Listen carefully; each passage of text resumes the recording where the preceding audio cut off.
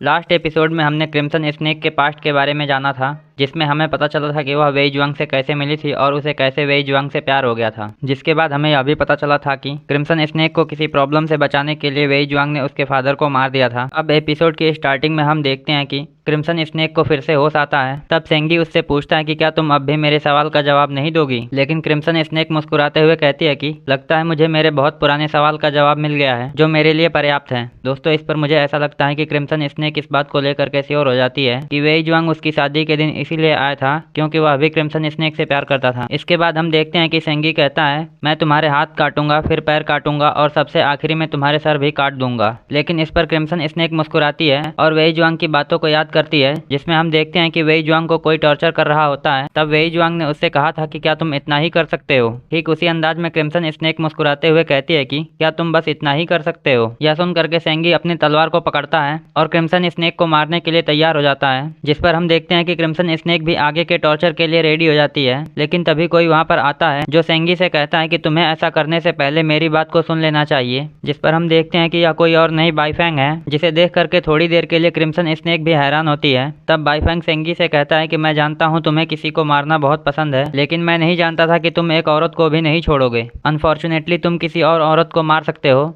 लेकिन तुम्हें इस औरत को हाथ नहीं लगाना चाहिए। यह सुन करके सेंगी पूछता है, ऐसा है क्या? तब बाईफैंग बताता है कि इस औरत की बॉडी में सर से लेकर पैरों तक पॉइजन है, यहाँ तक कि वह खुद भी एक पॉइजन है। यह सुन करके सेंगी अपने हाथों को देखता है और सोचता है कि उसने अभी अभी कुछ देर पहले क्रिम्सन स्नेक को हाथ लगाया था। जिस पर बाईफैंग कहता है, ऐसा लगता है तुम बहुत ही ज्यादा जल्दी में रहते हो। यह सुन करके सेंगी कहता है, क्या तुम मुझे यही बताना चाहते थे? जिस पर बाईफैंग कहता है कि ऐसा लगता है कि अब तुम्हें बहुत देर हो चुकी है। लेकिन सेंगी पूछता है, क्या तुम पीजेंट स्कूल के एंसेस्टर को जानते हो? इस पर बाईफैंग कहता है, हाँ मैं जानता हूँ, उन्होंने हर तरह की दवाइयों को टेस्ट किया है, इसलिए उन पर किसी भी तरह का पॉइजन काम नहीं करता है। इस पर सेंगी भी कहता है कि इसीलिए मेरे ऊपर भी कोई पॉइजन नहीं काम करेगा। यह सुनने के बाद बाईफैंग कहता है, फिर भी तुम इस औरत को हाथ नहीं लगा सकते हो। जिस पर सेंगी पूछता है, आखिर में अब क्यों नहीं? वहीं क्रिम्सन स्नेक भी गुस्से में बाईफैंग से पूछती है कि आखिर में तुम वापस क्यों आ गए, क्योंकि यह मेरी लाइफ की आखिरी विश होगी जिसमें मैं चाहूंगी कि तुम मुझे बचाओ। इस पर बाईफैंग कहता है कि तुम्हें लगता है कि मैं तुम्हें बचाने आया हूँ। तब क्रिम्सन स्नेक कहती है कि तुम्हें जल्दी से जल्दी लॉर्ड वेई जुआंग को ढूंढना था। इस पर हम देखते हैं कि बाईफैंग थोड़ा सा शांत हो जाता है और कहता है कि मेरे ख्याल से तुम भूल गई हो,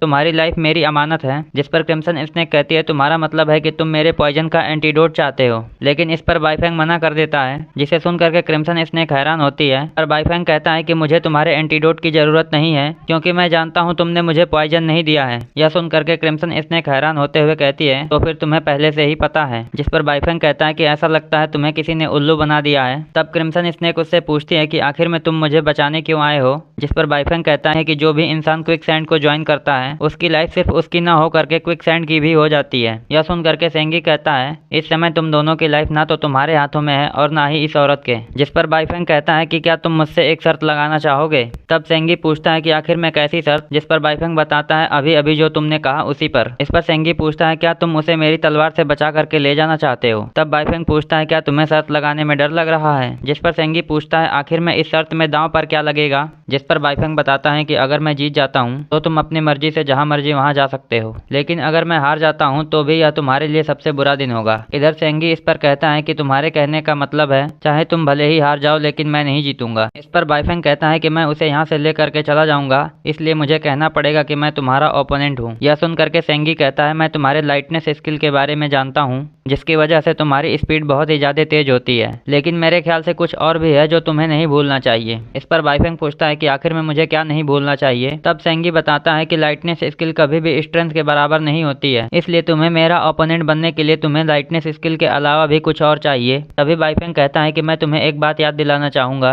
क्योंकि मैं तुम्हारे पीछे से तुम पर अटैक करना स्टार्ट करूंगा। इस पर सेंगी कहता है कि क्या तुम चाहते हो कि मैं इस पर विश्वास कर लूं। यह सुन करके बाईफैंग कहता है कि तो फिर ठीक है, तुम जैसा चाहो वैसा मान सकते हो, क्योंकि मेरे ख्याल से शायद तुम्हें इससे कोई फर्क नहीं पड़ता कि मैं कैसे अटैक करता हूँ। लेकिन फिर भी तुम एक बात याद रखना कि यह एक शर्त है, इसलिए तुम्हें भी तुम्हारे अटैक करने के लिए सिर्फ एक मौका मिलेगा। यह सुन करके सेंगी इस शर्त को स्टार्ट करने के लिए रेडी हो जाता है। वहीं बाईफैंग एक पंख को हवा में उड़ा करके इस शर्त को स्टार्ट करता है जिसके बाद हम देखते हैं कि सेंगी सीधा अपना एक पावरफुल अटैक बाईफैंग पर लॉन्च करता है। लेकिन इस अटैक के खत्म होने के बाद हम देखते हैं कि बाईफैंग क्रिम्सन स्नेक को लेकर के अपने पास दूर बैठा होता है और कहता है कि मैंने कभी नहीं सोचा था कि किसी को ग्रेट डिस्ट्रॉयर तलवार से बचाना इतना आसान होगा। तो बताओ क्या यह तुम्हारे लिए भी उतना ही इंटरेस्टिंग है जितना कि मेरे लिए। तभी बाईफैंग देखता है कि उसके कंधों से खून निकलने लगा है, जिसे देख करके क्रिम्सन स्नेक सोचती है कि बाईफैंग की स्पीड तो इतनी तेज है लेकिन फिर भी वह ग्रेट डिस्ट्रॉयर के अटैक को डॉज नहीं कर पाया। इसके बाद वह सोचती है कि ग्रेट डिस्ट्रॉयर अपने आप में ही बहुत भारी और बड़ी है, जिसके बाद उसके किनारे सीधे और मोटे हैं, इसलिए जब सेंगी उसे तेजी से घुमाता है तब उसकी तलवार का ऑरा कहीं ज्यादा तेज और खतरनाक हो जाता है। और इसी वजह से बाईफैंग के इस अटैक को डॉज करने के बाद भी वह उस तलवार के ऑरा को डॉज नहीं कर पाया। तभी सेंगी बाईफैंग के कंधों पर खून देख करके पूछता है, तो अब तुम बताओ क्या यह इंटरेस्टिंग नहीं है। तभी क्रिम्सन स्नेक कहती है कि तुम्हें चले जाना चाहिए, नहीं तो हम दोनों लोग यहीं मारे जाएंगे और वैसे भी मेरी लाइफ उतनी इंपॉर्टेंट नहीं है। इस पर बाईफैंग कहता है कि तुम गलत सोच रही हो, यहाँ पर मैं तुम्हें बचाने नहीं आया हूँ। यह सुन करके क्रिम्सन स्नेक कहती है तो फिर हम दोनों में से किसी एक को लॉर्ड वेईजुआंग को ढूंढते रहना चाहिए। लेकिन बाईफैंग कहता है अभी मेरी उसके साथ शर्त खत्म नहीं हुई है।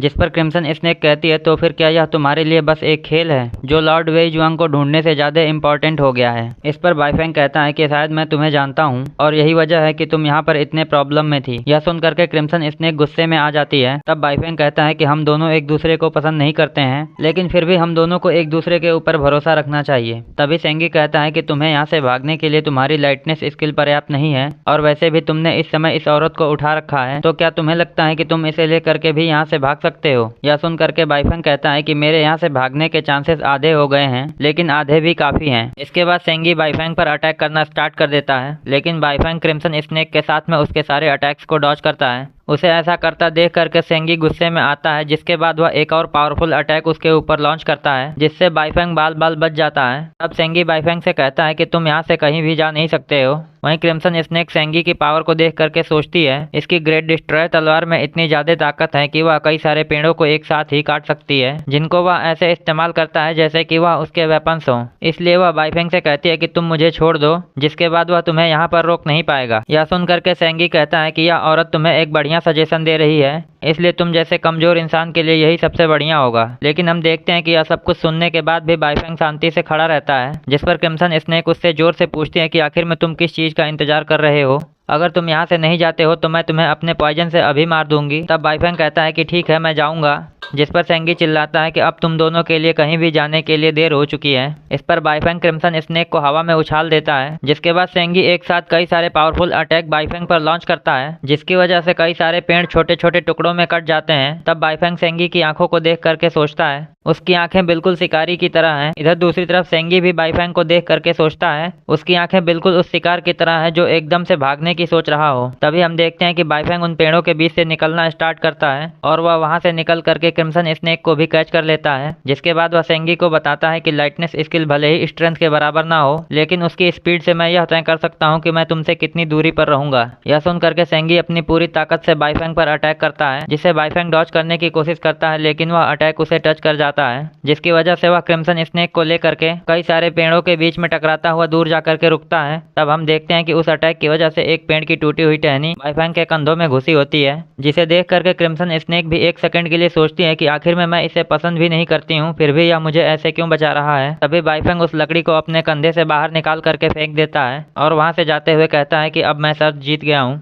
जिसके बाद सेंगी देखता है कि बाईफैंग का पंख आकर के उसे लग चुका होता है। जिसके बाद हमारा सीन शिफ्ट हो करके फिर से बाईफैंग और क्रिम्सन स्नेक पर आता है, जिसमें क्रिम्सन स्नेक बाईफैंग से कहती है कि तुम घायल हो चुके हो। तब बाईफैंग उसे थैंक्स बोलते हुए कहता है कि हाँ, जैसे मुझे पता ही ना हो। यह सुन करके क्रिम्सन स्नेक कहती है तुम मुझे नीचे उतार दो, लेकिन तभी बाईफैंग उसे बेहोश कर देता है। तब हम देखते हैं कि वह बेहोश होते ही फिर से वेईजुआंग के बारे में सोचने लगती है, जिसमें वह वेईजुआंग से पूछती है कि तुम तो अभी यंग हो लेकिन तुम्हारे बाल इतने सफेद क्यों हैं। तब वेईजुआंग उससे कहता है कि इस दुनिया में बहुत सारी चीजें ऐसी हैं जो हमें जैसी दिखती हैं वैसी होती नहीं है। इस पर वह वेईजुआंग से पूछती है कि क्या तुम अब चले जाओगे। तब क्रिम्सन स्नेक कहती है मैं चाहती थी कि तुम्हारे साथ मैं इस दुनिया को देखूं, आखिर में यह दुनिया बाहर से कैसी है। तब वेईजुआंग उसे बताता है कि हो सकता है कि तुम इस दुनिया को बाहर से देख करके पछताने लगो। इस पर क्रिम्सन स्नेक कहती है कि कुछ चीजें ऐसी हैं जिनको लेकर के मुझे कभी पछतावा नहीं होगा। तब वेईजुआंग उसे बताता है कि कभी कभी कुछ चीजों की कीमत ही पछतावा होती है, जिसे तुम इतनी आसानी से पे नहीं कर सकती हो। इसके बाद क्रिम्सन स्नेक उससे पूछती है कि क्या तुम मुझे कभी वापस देखने आओगे। तब वेई जुआंग इस पर भी मना कर देता है। इस पर क्रिम्सन स्नेक बताती है कि उसे उस समय ऐसा लगा कि यह सब कुछ हुआ ही नहीं है,